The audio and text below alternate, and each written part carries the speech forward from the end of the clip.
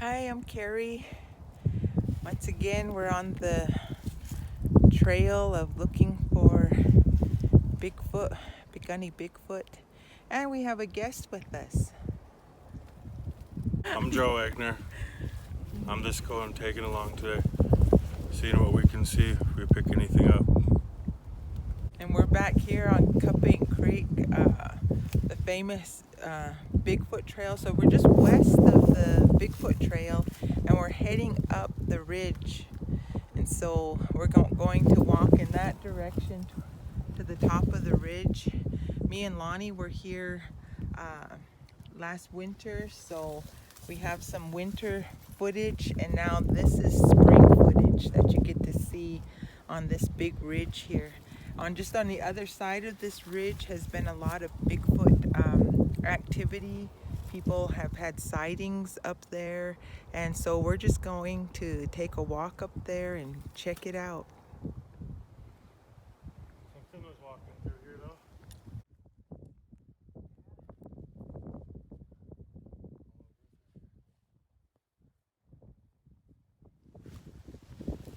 Yeah, but I heard the same stories of people seeing little people up here, and especially down by Cupping Creek when you're going down towards Star School.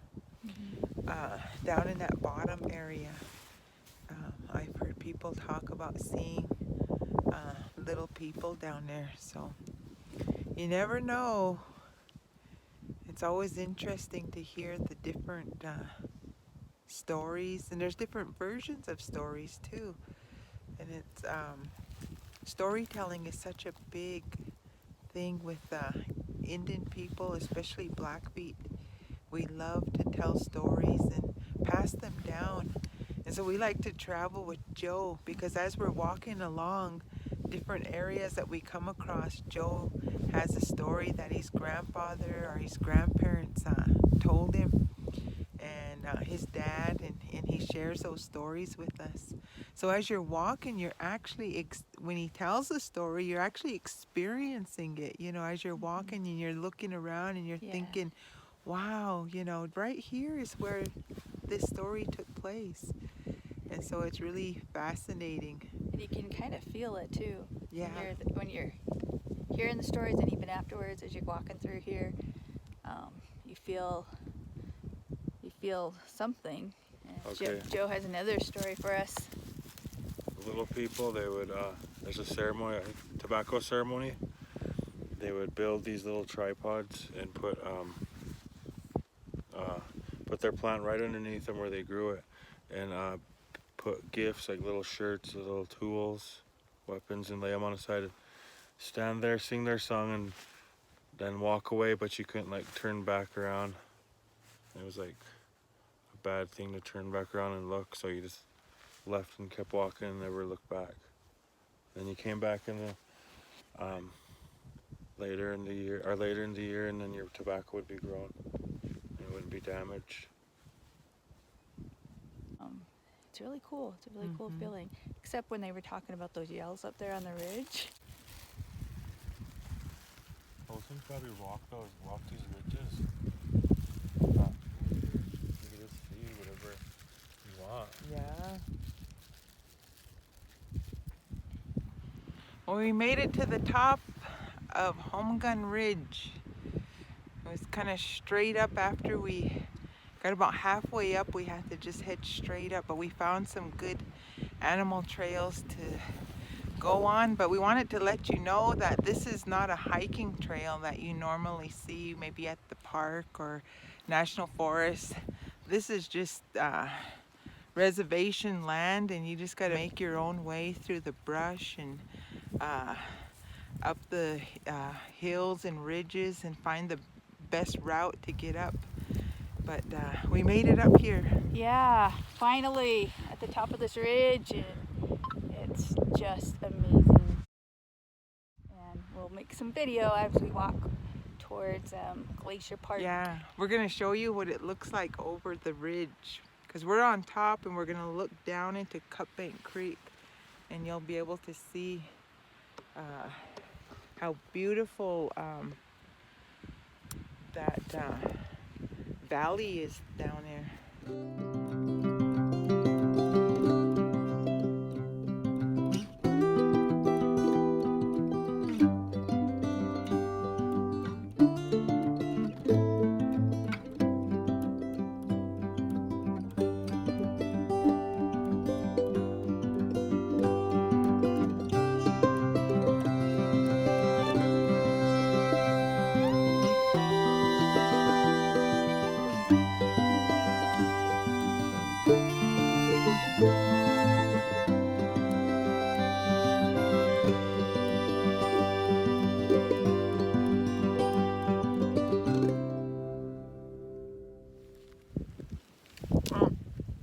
We were talking about this being Home Gun Ridge.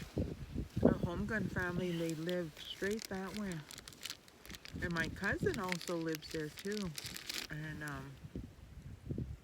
they report hearing, my cousin was telling me that they hear screams coming from up this way, echoing down. Ooh, that's right, at night. At nighttime, they said they And it's almost nighttime, you guys, by the way. can hear screams coming from this Honey. ridge. Oh So my I'd say the gosh. howling screams of Home Gun Ridge. Oh man, you should have said that.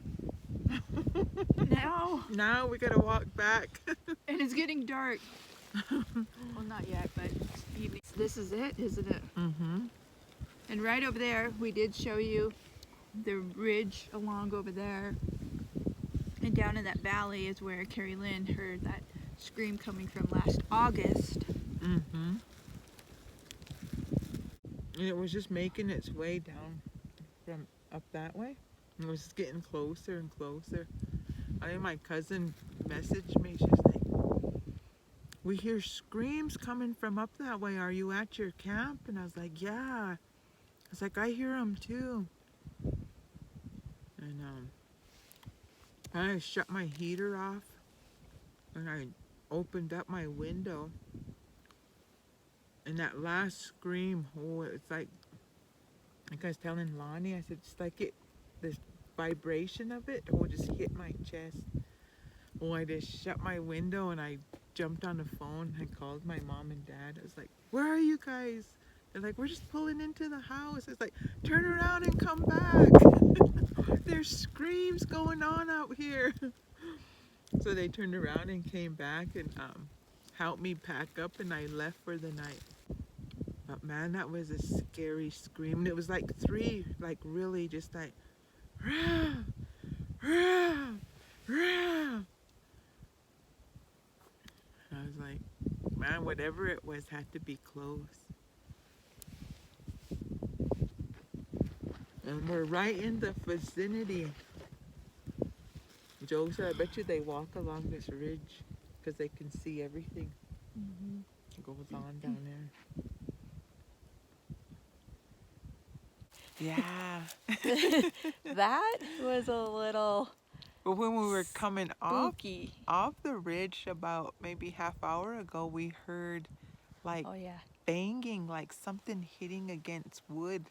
Yeah. So we couldn't tell what it was, but three times it hit. And first we thought it might have been a gun, but then it didn't have that echoey sound that a gun makes when it goes off. It was more really of a blunt hit.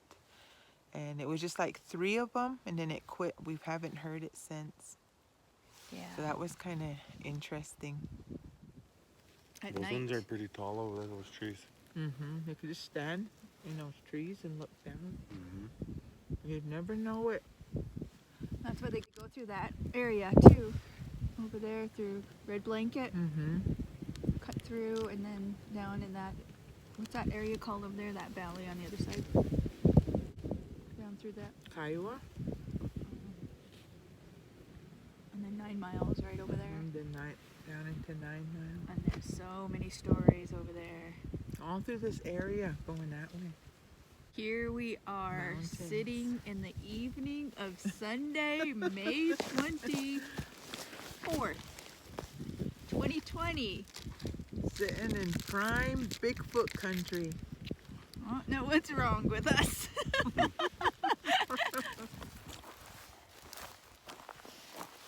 getting evening, and we're making our way back down the ridge. It was a beautiful walk today. Kind of our breaking in walk. Breaking in the summer. Yeah. We usually start out in May, and after May we just keep going. And so it is May. We're on right on target. A little towards the end of May, but yeah, it's so beautiful up here. But this ridge is where a lot of stories come from, people hearing the screams coming off of this ridge.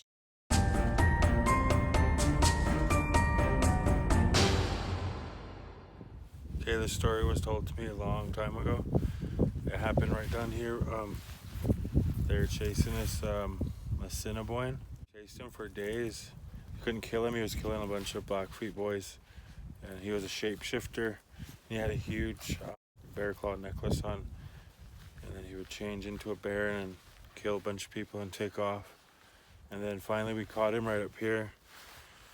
And then we drug his body when we killed him all the way up this valley into a place called Bear Lake.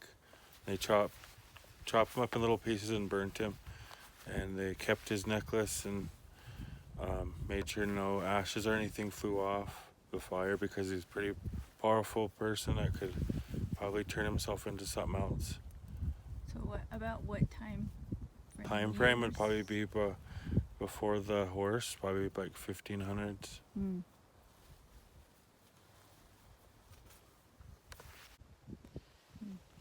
So I have my video going as we're walking. It's just constantly on in case we hear anything, see anything. I'm ready to go.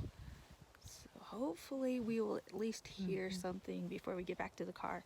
It is getting dark. Yeah, Well, the best time to be out. Yeah,